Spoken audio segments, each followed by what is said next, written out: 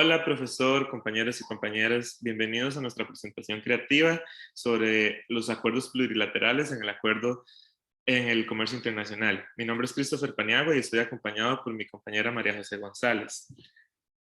En esta presentación vamos a hablarle un poco sobre lo que son los acuerdos plurilaterales, cuáles son los acuerdos vigentes y cuáles han vencido, y una conclusión con nuestras reflexiones finales sobre el tema. ¿Qué son los acuerdos plurilaterales? Bueno, los acuerdos plurilaterales son una práctica internacional recientemente incluida en los acuerdos multilaterales referentes en materia económica y comercial entre estados o organizaciones internacionales como la Organización Mundial del Comercio. Bueno, los acuerdos plurilaterales se negociaron en la ronda de Uruguay, en la cual se establecieron 4 acuerdos, los cuales fueron negociados originalmente en la ronda de Tokio.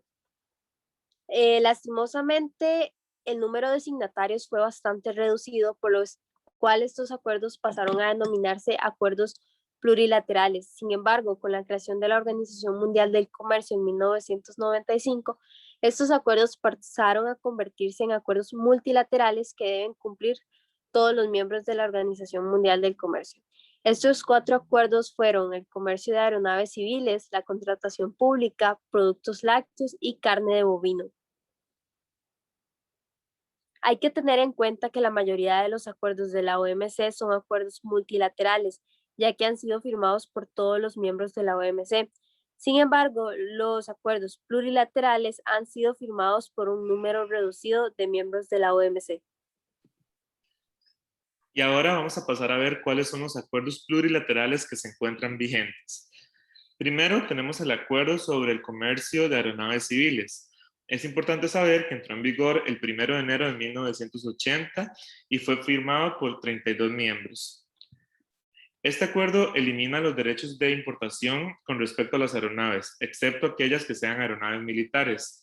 Asimismo, este acuerdo aplica para los motores de las aeronaves civiles, sus partes y componentes. Todos los componentes y subconjuntos de las aeronaves civiles, los simuladores de vuelo y las partes y componentes de estos simuladores. Luego, el siguiente acuerdo vigente es el acuerdo de la contratación pública. Pero antes de pasar a verlo, vamos a entender un poco por qué es tan importante la contratación pública. La contratación pública representa en promedio del 10 al 15% del PIB en una economía, lo que hace que constituya un mercado significativo y es un aspecto importante del comercio internacional. Entonces, con relación a la contratación pública, la labor de la OMC tiene como por objetivo promover la transparencia, la integridad y la competencia en este mercado. El acuerdo sobre la contratación pública se llevó a cabo de esta manera. En la ronda de Tokio se negoció por primera vez. El 1 de enero de 1981 entró en vigor. Fue revisado 2 veces mediante negociaciones entre sus signatarios en las rondas de Uruguay y Doha. Y la versión más reciente entró en vigor el 6 de abril de 2014. Los participantes en este acuerdo son 21 partes signatarias, de los que se incluyen 48 miembros de la OMC. Además de eso, hay otros 35 miembros de la OMC que participan en el Comité de Contratación Pública como observadores. ¿Cuáles son los propósitos de este acuerdo? Bueno, es importante abrir la mayor parte posible de esas operaciones de la contratación pública a la competencia internacional. Asimismo, está encaminado a aumentar la transparencia de las leyes, reglamentos, procedimientos y prácticas relacionados con la contratación pública y a garantizar que no se discriminen a los proveedores o productos extranjeros en estos procesos. Las normas y obligaciones del acuerdo generalmente refieren principalmente a los procedimientos de licitación, a todo lo que se tiene que llevar a cabo mientras se está licitando la contratación pública, ya sea con un proveedor local o con un proveedor extranjero. Pero también exige a los gobiernos que establezcan procedimientos internos que permitan a los licitadores privados que consideren perjudicados impugnar las decisiones. Es decir, si alguno de los proveedores privados o internacionales siente que no se está cumpliendo el acuerdo, cada gobierno es responsable de tener un mecanismo mediante el cual estos proveedores puedan representar su inconformidad o hacer la queja para que se resuelva. Acuerdos vencidos. Los acuerdos vencidos son el acuerdo sobre los productos lácteos y la carne de bovino. Bueno, estos acuerdos fueron firmados por un número reducido de signatarios en la Ronda de Tokio.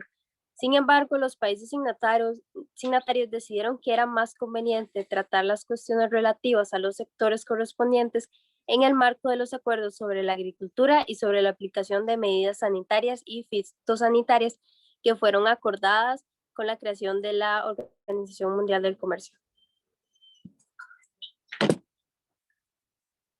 Estos acuerdos entraron en vigor el 1 de enero de 1980, pero expiraron en 1997. Sin embargo, dejaron de utilizarse desde 1995. Algunas de las características de estos acuerdos era que algunos de los principales exportadores de productos lácteos, por ejemplo, no habían firmado el acuerdo sobre los productos lácteos. Por consiguiente, había fracasado el intento de cooperar para el establecimiento de precios mínimos y en 1995 se abandonó este sistema. Muchas gracias. Sí, con esto llegamos al final de nuestra presentación. Esperamos que haya quedado todo muy claro y les agradecemos por verla.